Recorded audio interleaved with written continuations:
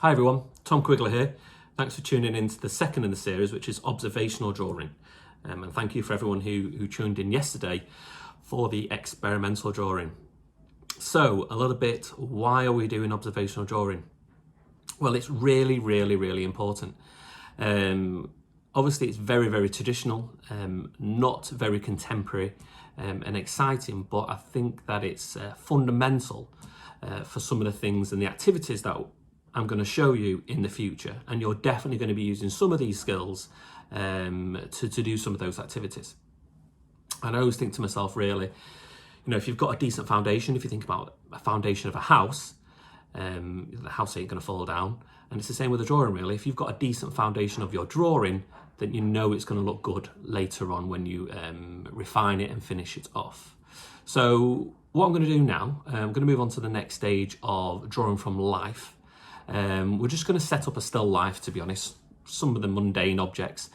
What I'd like you to do is maybe get a collection of objects that are different heights, widths, don't have to be anything fancy. And for this activity, you'll just need a pencil and a piece of paper. So I will move on. So I'm on my piece of paper here. I've got my pencil ready. And again, I'm just moving the pencil just into a place where I think to myself, right, let's make sure I'm using all of that piece of paper there. I've got an A3 piece of paper there, if you just see.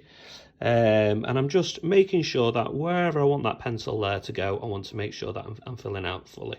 So if I think about where the bottom of it is, so just where the bottom is there, so I'm just going to just make a mark there. And let's just make that, pull it up there, so make sure we've got the top bit. It's going to be probably about there. Okay, so now we've got the established the top and the bottom. We need to start thinking about the width of the object. So let's go back to the composition of the still life, and let's try and get that sorted. So we're back looking at the still life. So same thing as what we were doing before. Just getting the camera right in the position. Now, as you can see now, definitely that the pencil is a lot wider than the composition itself. So this is where proportion will come into it. So say, for example, the widest point I would suggest is about there. So you want to be holding in the same position every time you do it. So where that one is, about that one. You want a little bit there, and you can see that is the full width of it there. So it's not the full pencil anymore, it's just where my thumb is, and we're going to use that as an indicator going back to the artwork. Back at looking at this piece of paper here. Well, at the moment we've only got those 2 marks on there, so it's looking a little bit sorry for itself, but don't worry, it will develop rather quickly. So I've got the pencil in the hand. And what I'm going to do is just going to make sure I've got that proportions correct there. So the mark that we've got is, I'm going to focus a little bit, there you go. Got the top and the bottom there, and then where my thumb and finger is, that's what the width was. And I know from just looking at the composition, the width was relatively, the widest point was relatively near the top. So what I'm going to do, I'm just going to spin that around, and then we're going to go probably around about there actually. And make sure it's central, just where that says Robinson on there.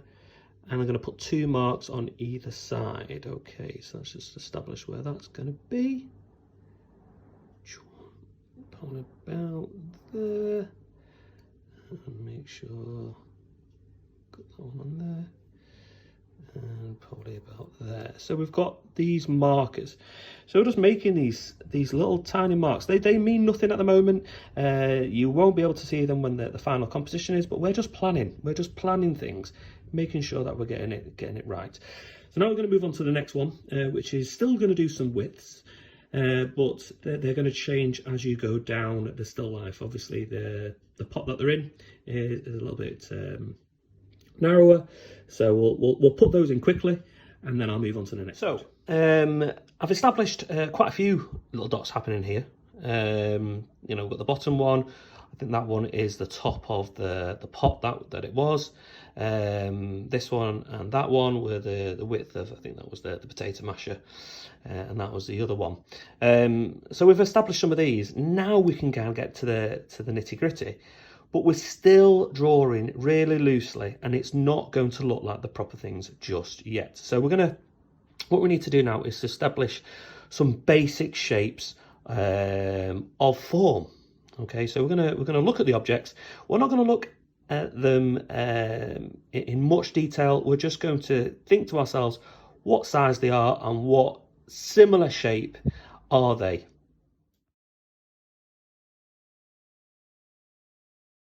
So I've managed to block in some of the shapes now. So we've got the pot, we've got the potato masher there, we've got spatula and so forth.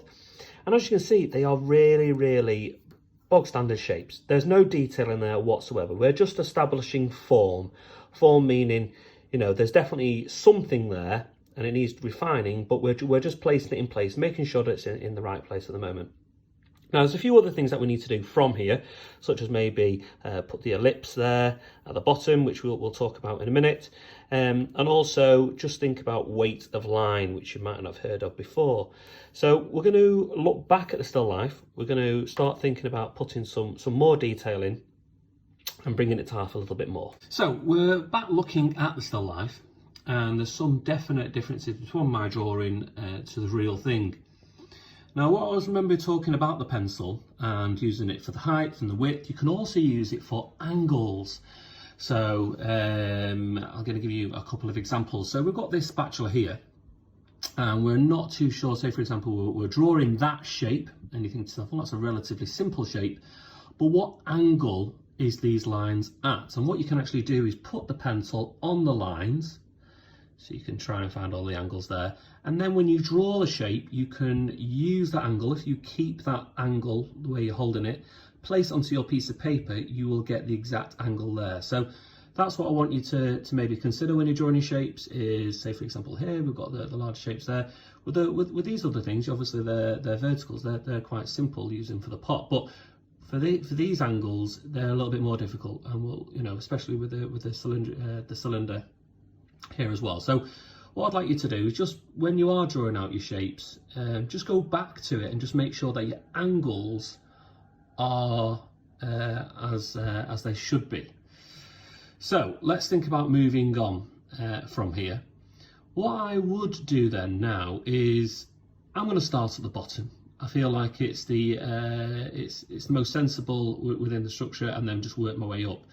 So what I've noticed here, we're talking about the ellipse before, which is this kind of semi crescent on there, and the same at the top, and that's repeated. So wherever it is there, it'd be the same there. And even these ripples in the pottery as well, they have also curved. They're not straight. So that's the first thing that I'm going to do. I'm going to try and do my best at just establishing this shape a little bit more. Once I've done that, I'll work more into the composition.